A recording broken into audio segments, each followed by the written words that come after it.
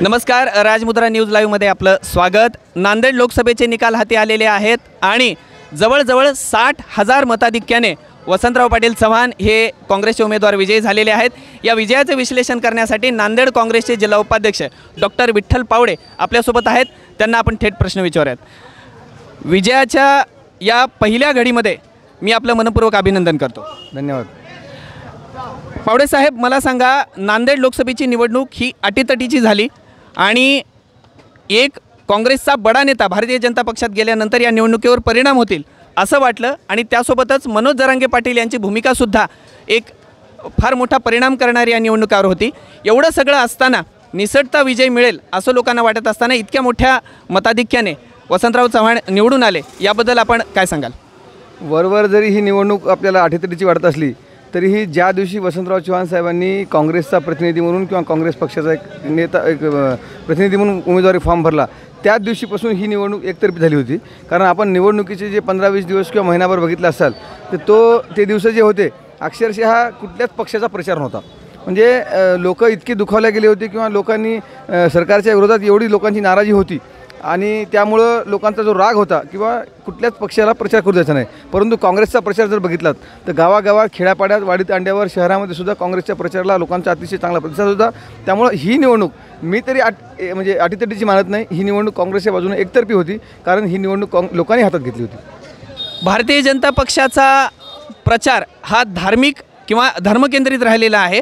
एक धर्मद्वेषी राजकारणाचा प्रचार त्यांचा राहिलेला आहे, पण काँग्रेसने कायम विकास, लोकांच्या गरजा आणि सामान्य लोकांचे प्रश्न यावर निवडणूक लढवलेली आहे आणि ही विजयश्री खेचून आलेली आहे। या दोन्ही निवडणुकांच्या प्रचारामध्ये जो फरक होता त्याबद्दल विजयाच्या नंतर आपण काय सांगाल? निश्चितच भाजपाचा स्थापनेपासूनचाच अजेंडा धर्माचा आहे। आजची निवडणुकीचा विषय नाही, हा स्थापनेपासूनचाच अजेंडा धर्माचा आहे। त्यांनी यावेळेस तर राम मंदिराच्या मुद्द्यावर किंवा श्रीराम प्रभूच्या मुद्द्यावर त्यांनी देवालाच निवडणुकीत उतरलं होतं, परंतु याचा काही परिणाम झाला नाही। माझ्या माहितीप्रमाणे मी आता काउंटिंगला आतमध्ये होतो, परंतु मला माहिती अशी मिळाली की अयोध्येचाच भाजपाचा उमेदवार पराभूत झालेला आहे। म्हणजे अक्षरशः देवालाही ही गोष्ट पटलेली नसावी आणि देवालाही ते आवडलेलं नसावं, म्हणून आज देशामध्ये एक काँग्रेस म्हणा किंवा इंडियाची जी आघाडीचे जे यश मिळालेलं आहे ते लोकांना जे आवडलेलं नाही भाजपाचं हे धर्माचं राजकारण। आणि काँग्रेसने नेहमीच स्थापनेपासून सर्वसमावेशक, सर्व जाती धर्मांना सोबत घेऊन राजकारण केलेलं आहे।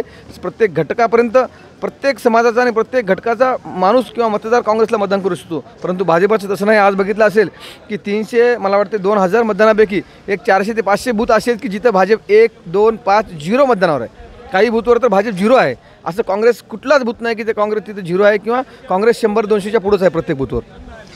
नांदेड जिल्ह्यामध्ये काँग्रेसची वाताहत झाली असं वाटत असताना काँग्रेसने अत्यंत कमी काळामध्ये आपली फळी बांधली आणि लोकसभेला एवढा मोठा विजय या ठिकाणी त्यांनी मिळवलेला आहे। विठ्ठल भाऊ, विधानसभेच्या निवडणुका तोंडावर आहेत, काँग्रेसला विजय मिळालेला आहे। येत्या विधानसभेच्या निवडणुकांसाठी काँग्रेसची काय रणनीती आहे?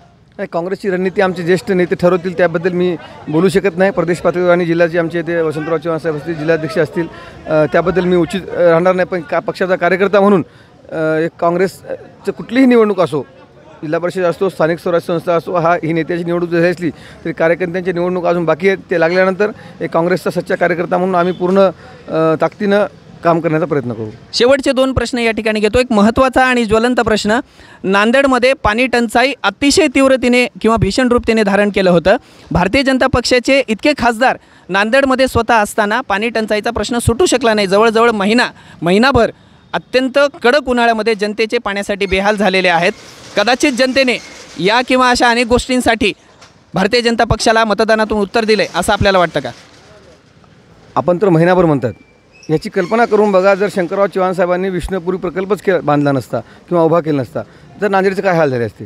म्हणजे प्रकल्प विष्णुपुरीचा असूनसुद्धा आपल्याला नांदेडचे म्हणजे मागच्या वर्षी इतकी मोठी पाणी टंचाई होती तरी भासवली नाही, परंतु यावर्षी पाण्याची टंचाई नसताना, विष्णुपुरीत पाणी प्रकल्प असताना केवळ आणि केवळ सत्ताधाऱ्यांच्या निष्काळजीपणामुळे आणि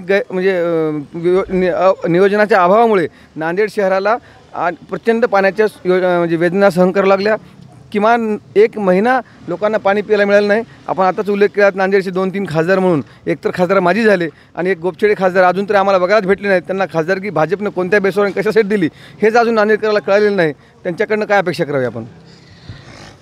नांदेडमध्ये अत्यंत चुरशीची ठरलेली ही निवडणूक आणि येऊ घातलेल्या विधानसभेच्या निवडणुका या तोंडावर ही निवडणूक पार पडलेली आहे आणि काँग्रेस पक्षाचा बडा नेता भारतीय जनता पक्षात गेल्यामुळे इथे एक पोकळी निर्माण झाल्यासारखी वाटत होती किंवा पक्ष थोडासा विखुरल्यासारखा वाटत होता. विठ्ठल भाऊ, मला सांगा, पक्ष बांधणीसाठी आपण काय करणार आहात? कारण विजय तर आपण खेचून आणलेला आहे. खेड्यापाड्यातली जनता काँग्रेससोबत आहे, संपूर्ण जिल्हा काँग्रेससोबत आहे, हे या विजयातून निश्चित झालेला आहे. पण पक्ष बांधणीसुद्धा करणं महत्त्वाचं आहे. पक्ष बांधणीसाठी नेमकी आपली काय रणनीती असणार आहे भविष्यात? सुरुवातीपासूनच काँग्रेसचा अजेंडा जो आहे तो शेवटचा घटक आणि सामान्य माणूस राहिलेला आहे. आणि राहुल गांधी पण आपण बघले असेल, राहुल गांधींनी जी या देशामध्ये कन्याकुमारीपासून काश्मीरपर्यंत जी भारत जोडो यात्रा काढली, त्यांनी सिद्ध केलं आहे की काँग्रेस पक्ष आणि काँग्रेसचं नेतृत्व हे सामान्य माणसासाठी काम करणार आहे आणि शेवटच्या घटकासाठी काम करणार आहे. पक्षबांधणीचं म्हणताय आपण, तर काँग्रेस असा पक्ष आहे, देशातल्या कुठल्याही गावात जा, प्रत्येक गावामध्ये आणि प्रत्येक वस्तीमध्ये काँग्रेसचा कार्यकर्ता ऑलरेडी आहे. फक्त त्या कार्यकर्त्यांना बळ देण्याची गरज आहे आणि त्या आता बळ देण्यासाठी आमचे वसंतराव चव्हाण साहेब आता सक्षम आहेत. सक्षम असं नेतृत्व आता जिल्ह्याला भेटलेलं आहे. ते निश्चितच जिल्ह्यामध्ये काँग्रेसची बांधणी करतील. त्यांच्या नेतृत्वाखाली आम्ही जिल्ह्यामध्ये ऑलरेडी काँग्रेसचे कार्यकर्ते आहे, अजून सक्षमपणे बांधणी करण्याचा प्रयत्न करू. धन्यवाद. लोकसभेच्या या इतक्या मोठ्या यशासाठी आपलं अभिनंदन आणि येणाऱ्या विधानसभेच्या निवडणुकासाठी आपल्याला मी खूप खूप शुभेच्छा देतो. आपण आत्ता नांदेड लोकसभेचे विजयी उमेदवार वसंतराव चव्हाण यांच्या विजयाचं विश्लेषण करत होतो. आपल्यासोबत होते नांदेड जिल्हा काँग्रेसचे जिल्हा उपाध्यक्ष doctor Vitthal Pawde. Rajmudra news live Ram जामगेसह पाहत रहा नांदेड लोकसभेचे अपडेट.